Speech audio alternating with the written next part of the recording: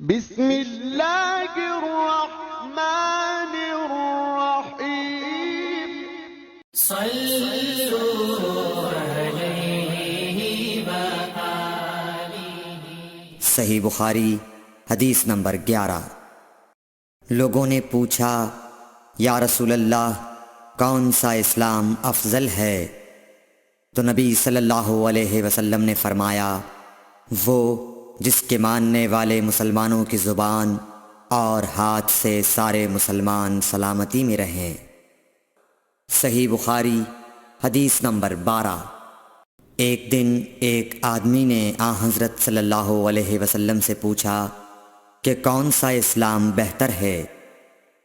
فرمایا یہ کہ تم کھانا کھلاؤ اور جس کو پہچانو اس کو بھی اور جس کو نہ پہچانو اس کو بھی، الغرض سب کو سلام کرو۔ صحیح بخاری حدیث نمبر 13۔ حضور اکرم صلی اللہ علیہ وآلہ وسلم نے فرمایا تم میں سے کوئی شخص ایماندار نہ ہوگا جب تک اپنے بھائی کے لیے وہ نہ چاہے جو اپنے نفس کے لیے چاہتا ہے۔ صحیح بخاری حدیث نمبر 14۔ رسول کریم صلی اللہ علیہ وسلم نے فرمایا قسم ہے اس ذات کی جس کے ہاتھ میں میری جان ہے، تم میں سے کوئی بھی ایماندار نہ ہوگا جب تک میں اس کے والد اور اولاد سے بھی زیادہ اس کا محبوب نہ بن جاؤں۔ صحیح بخاری حدیث نمبر 15۔ حضرت صلی اللہ علیہ وسلم نے فرمایا تم میں سے کوئی شخص ایماندار نہ ہوگا جب تک اس کے والد اور اس کی اولاد اور تمام لوگوں سے زیادہ اس کے دل میں میری محبت نہ ہو جائے۔ صحیح بخاری حدیث نمبر 16۔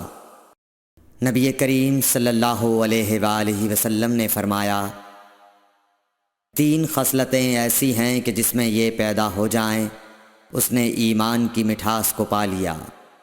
اول یہ کہ اللہ اور اس کا رسول اس کے نزدیک سب سے زیادہ محبوب بن جائیں، دوسرے یہ کہ وہ کسی انسان سے محض اللہ کی رضا کے لیے محبت رکھے، تیسرے یہ کہ وہ کفر میں واپس لوٹنے کو ایسا برا جانے جیسا کہ آگ میں ڈالے جانے کو برا جانتا ہے۔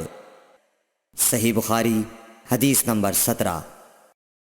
حضور اکرم صلی اللہ علیہ وآلہ وسلم نے فرمایا انصار سے محبت رکھنا ایمان کی نشانی ہے اور انصار سے کینہ رکھنا نفاق کی نشانی ہے۔ صحیح بخاری حدیث نمبر 18۔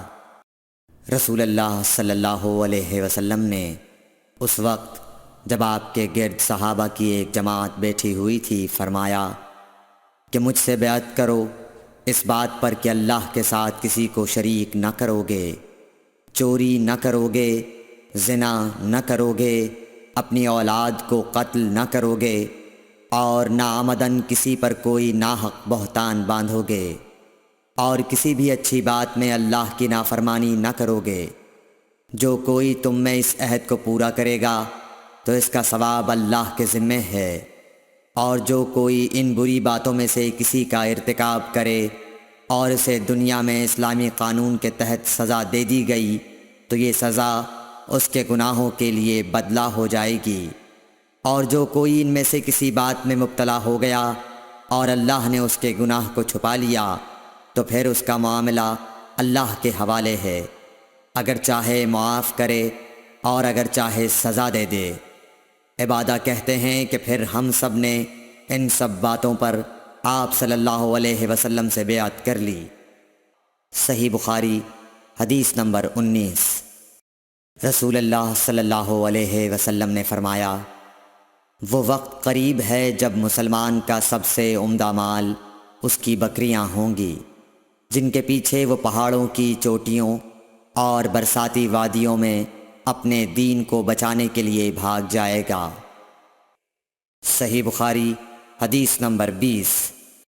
رسول اللہ صلی اللہ علیہ وسلم کسی کام کا حکم دیتے تو وہ ایسا ہی کام ہوتا جس کے کرنے کی لوگوں میں طاقت ہوتی۔ اس پر صحابہ کرام نے عرض کیا کہ یا رسول اللہ ہم لوگ تو آپ جیسے نہیں ہیں، آپ تو معصوم ہیں، اور آپ کی اللہ پاک نے اگلی پچھلی سب لغزشیں معاف فرما دی ہیں، اس لیے ہمیں اپنے سے کچھ زیادہ عبادت کرنے کا حکم فرمائیے۔ یہ سن کر آپ ناراض ہوئے، حتیٰ کہ خفگی آپ کے چہرہ مبارک سے ظاہر ہونے لگی۔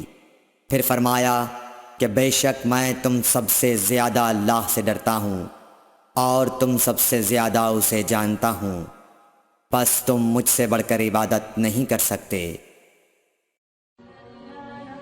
Thanks for watching. Don't forget to like, comment, share and subscribe to